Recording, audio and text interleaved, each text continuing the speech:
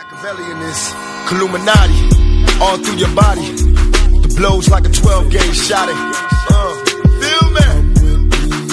And God said He should send His one begotten Son to lead the wild into the ways. Follow me. Yo les postos, c'est Sacha, bienvenue dans cette nouvelle vidéo. Donc alors que certains joueurs pensent entre autres à leur contrat, le directeur sportif du Paris Saint-Germain, Leonardo, a sifflé la fin de la récré et fixe le cap pour les mois à venir.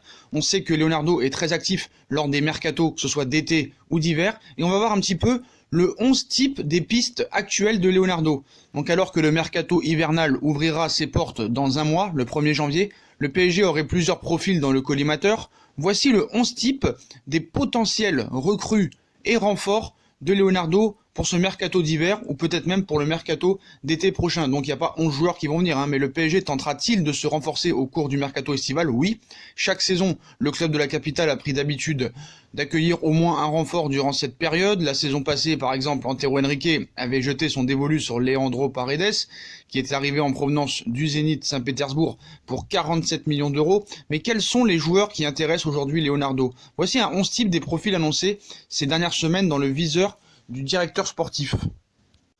Donc on sait que Leonardo a toujours eu un faible pour la Serie A et a fait beaucoup venir de joueurs de Serie A du championnat italien. Donc De Sciglio, Emre Can, on en parle beaucoup, Emre Can devrait signer au Paris Saint-Germain cet hiver pour une somme avoisinant entre 30 et 35 millions d'euros, un milieu de terrain et un latéral très polyvalent, ainsi que De Sciglio qui est toujours en course pour venir au Paris Saint-Germain. Mais voilà, il n'y a toujours pas vraiment de garantie sur ce joueur beaucoup blessé. Donc Leonardo, on va voir un petit peu le 11 type que voudrait Leonardo au Paris Saint-Germain. Donc il n'y a pas 11 joueurs qui vont venir, mais dans les buts on retrouve un certain André Onana, le gardien camerounais de l'Ajax d'Amsterdam, qui figurait déjà sur les tablettes du Paris Saint-Germain depuis l'été dernier, mais comme Navas est arrivé, ça devrait pas se faire.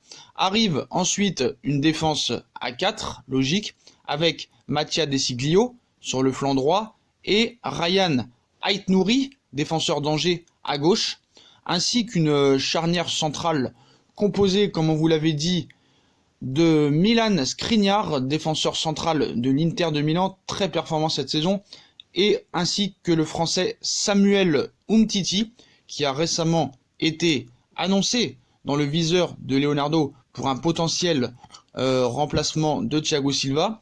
Au milieu de terrain, on retrouve 3 pistes qui étaient déjà présentes l'hiver et l'été dernier. Donc Alan, milieu de terrain brésilien de Naples, qui est en froid avec les dirigeants de Naples, ainsi que Emre Can, qui devrait être la première recrue officielle cet hiver au Paris Saint-Germain, comme je vous l'ai dit dans de nombreuses vidéos, et ainsi que Sandro Tonali qui pourrait peut-être signer dès cet hiver, avant d'être prêté 6 mois au Paris Saint-Germain. Leonardo adore ce joueur et adore son profil. Et enfin, le trio offensif, Jadon Sancho, voilà, international anglais et milieu de terrain de Dortmund, qui est en froid avec ses dirigeants.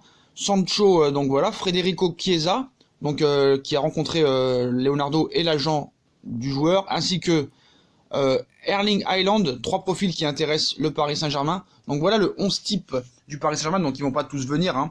Voilà, Leonardo, on sait très bien, a voulu remettre de l'ordre au Paris Saint-Germain.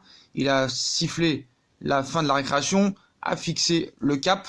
On sait très bien que ça va être une des meilleures recrues de Leonardo au Paris Saint-Germain.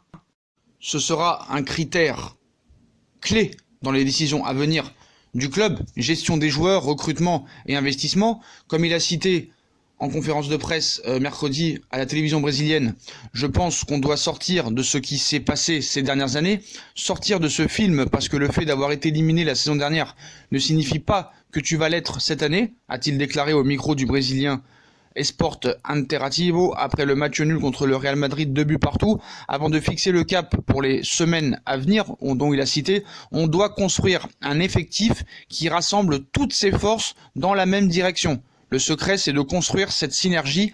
Ce n'est pas arrivé beaucoup de fois, mais c'est ce qu'on cherche. Donc voilà pour un petit peu les recrues que Leonardo cherche. Donc des latéraux seront en priorité, ça c'est sûr et certain, ainsi que le milieu de terrain qui, je pense aussi, doit être plus fourni avec les joueurs qu'on a. Mais voilà, il va falloir vraiment faire des latéraux cet hiver. Il n'y aura pas le choix parce que tu ne pourras pas continuer avec les latéraux que tu as actuellement, à part Bernat qui est irréprochable.